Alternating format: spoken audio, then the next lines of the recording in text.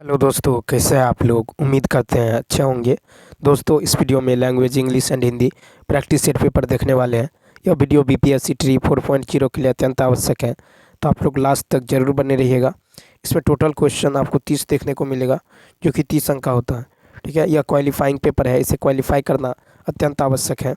इसके अलावा यदि आप math, reasoning, GK GS, math reasoning, GK GS, science practice set paper देखना चाहते हैं तो आप प्ले लिस्ट के जरिए देख सकते हैं। तो चलिए शुरू करते हैं। शुरू करने से पहले यदि आप नए हैं तो चैनल को सब्सक्राइब कर लीजिए, बेल आइकन को प्रेस कर दीजिए और एक बार वीडियो को शेयर कर दीजिए। चलिए शुरू करते हैं क्वेश्चन नंबर फर्स्ट से।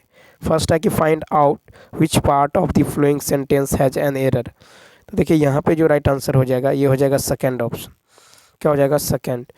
तो देखिए हार्डली की जगह हार्ड का प्रयोग होगा, क्योंकि सख्त या कठोर के अर्थ में हार्ड को हार्डली नहीं किया जा सकता। इसी स्थिति में हार्ड जो है एडजेक्टिव तथा एडवर्ब दोनों होता है। ठीक है, जैसे दिस सरफेस इज हार्ड, ठीक है, ही स्टडीज हार्ड, तो हार्डली का अर्थ यहाँ मुश्किल से है। ठीक है, तो यहाँ पे राइट आंसर होगा सेकेंड। नेक्स्ट, फिर देखिए नेक्स्ट है कि in which of the flowing sentence the use of the idiom at 6 and 7 is not appropriate. तो देखिए यहाँ पे जो हो जाएगा एट 6 and 7 का अर्थ होता है तितर बितर। ठीक है, तितर बितर। ठीक है, तितर बितर। और इस अर्थ में जो है ऑप्शन 2 जो है यहाँ पे सही होने वाला है। क्या हो जाएगा? तो सेकेंड ऑप्शन।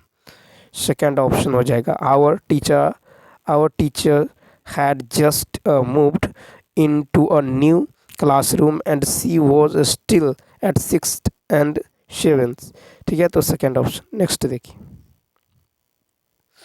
तीसरा है कि choose an appropriate word from the alternative given to supply a conjunction for completing the flowing sentence। he acts ... he were already the boss। तो 3 में देखिए, तो यहाँ पे हो जाएगा तीसरा ऑप्शन। देखिए, यानी अनरियल फैक्ट को बतलाने के लिए as, if, as, the, if, ठीक है, सपोर्टिंग विस ईटीसी के बाद किसी भी सब्जेक्ट के साथ वर का प्रयोग किया जाता है, अतः रिक्त स्थान में एज इफ़ का प्रयोग होगा। ठीक है, एज इफ़ का प्रयोग। तो यहाँ पे जो राइट आंसर होगा ये तीसरा हो जाएगा, एज इफ़, यानी he acts as if he were already the boss.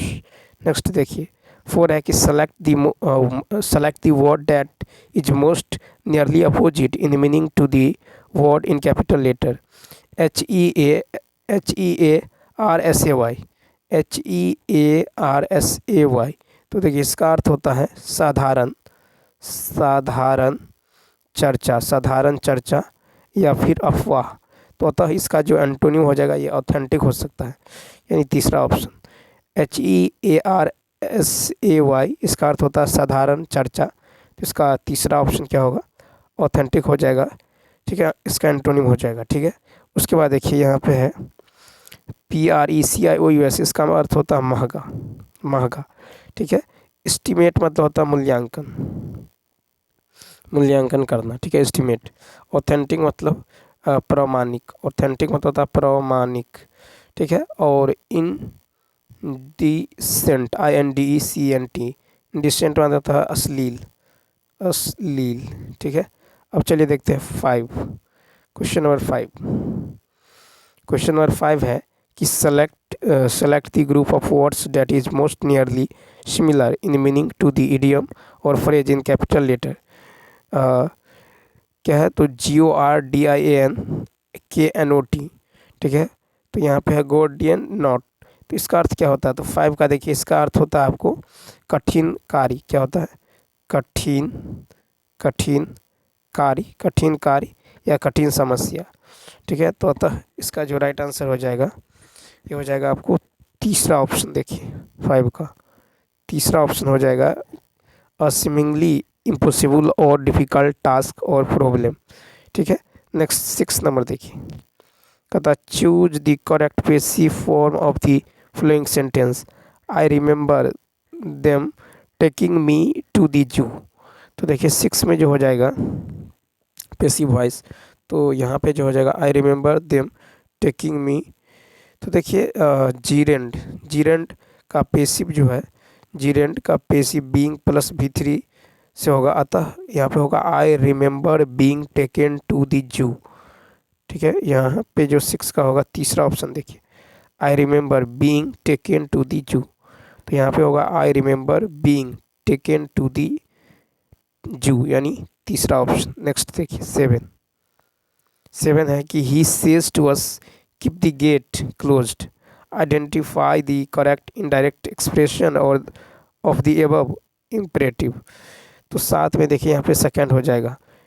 ठीक है, यहाँ पे हो जाएगा he says to keep, he says to keep the gate, he says to keep the gate closed. ठीक है, तो 7 में जो हो जाएगा ये दूसरा हो जाएगा। तो देखिए इम्परेटिव वाक्य को इनडायरेक्ट में बदलते समय से या सेज के बाद टू का प्रयोग किया जाता है तथा आगे टेंस नहीं बदलता है। ठीक है, तो अतः हो जाएगा he says to keep the gate closed, he says to us keep the gate closed. तो यहाँ पे हो जाएगा he says to keep the gate closed. Next 8 number देखिए, one who has good taste for food is called. तो 8 का हो जाएगा फर्स्ट, क्या हो जाएगा, GOURMET। ठीक है, उसके बाद देखिए यहाँ पे है क्यूरेटर, मतलब होता है संग्रहाध्यक्ष, क्यूरेटर मतलब संग्रहाध्यक्ष। ठीक है, तो यहाँ पे फर्स्ट ऑप्शन क्या होगा, राइट हो। उसके बाद देखिए पैरासाइट मतलब होता है परजीवी, क्या होता है, परजीवी।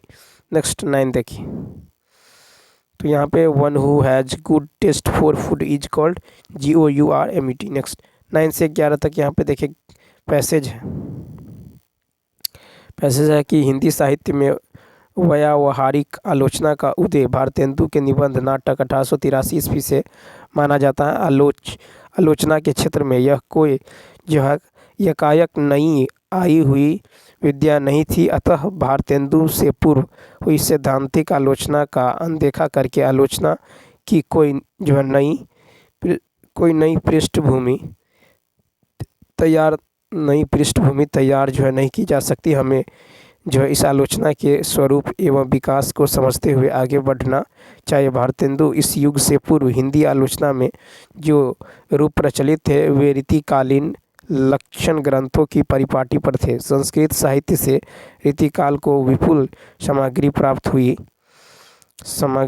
हुई है एवं रीतिकालीन आचार्यों ने कविता संबंधी अवधारणाओं की व्याख्या जो उन्हीं लक्षण ग्रंथों से की है। रीतिकालीन आलोचना प्रमुखतः महत्वपूर्ण काव्य रचनाओं की टीका पद्धति एवं कवि की प्रशंसात्मक उक्तियों तथा लक्षणों ग्रंथों को जो है आधार बनाकर की गई है। अब देखिए क्वेश्चन है कि गद्यांश का केंद्रीय विषय है, तो तीसरा ऑप्शन आलोचना, गद्यांश का केंद्रीय विषय आलोचना।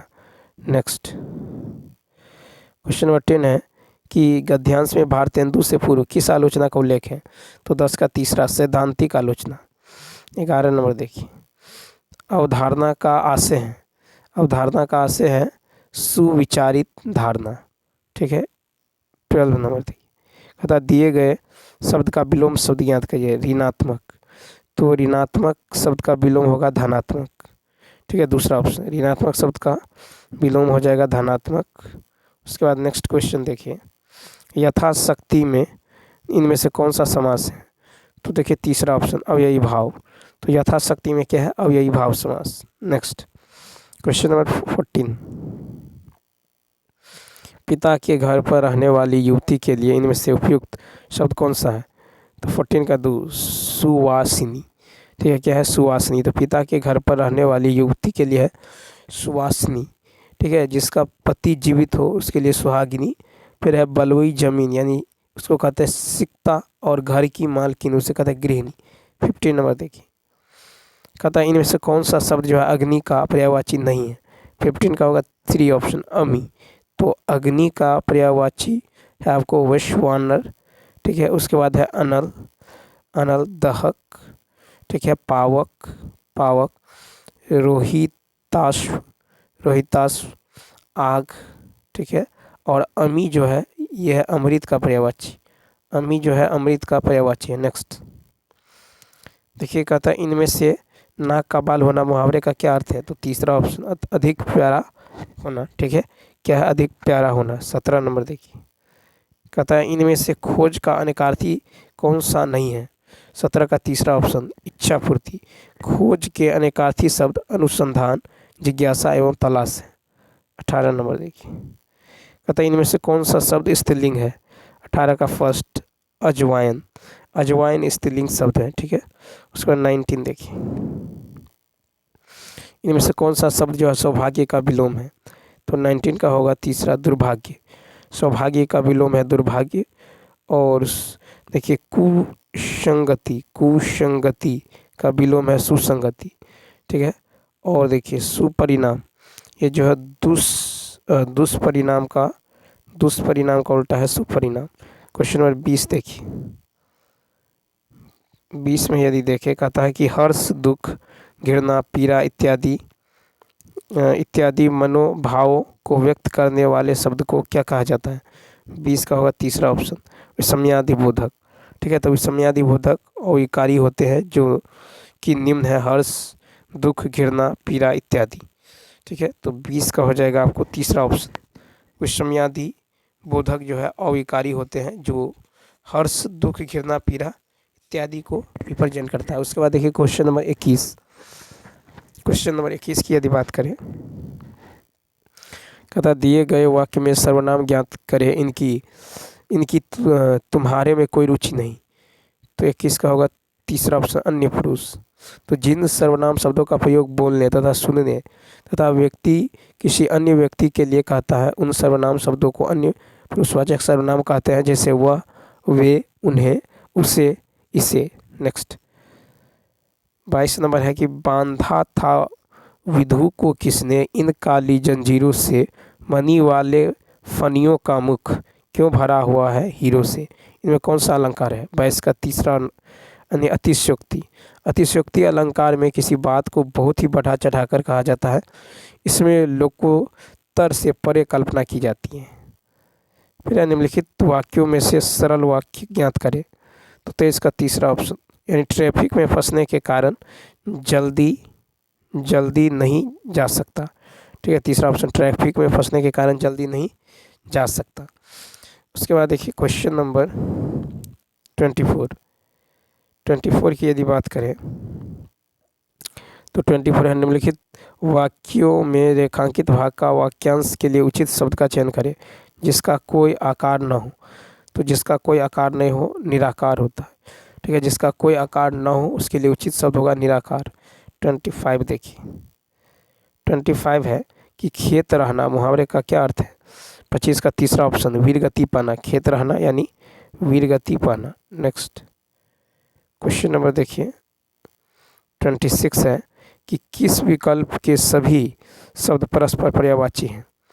तो 26 का तीसरा ऑप्शन धन, द्रव्य, मुद्रा। धन, द्रव्य, मुद्रा परस्पर पर्यायवाची शब्द है। 27 देखिए,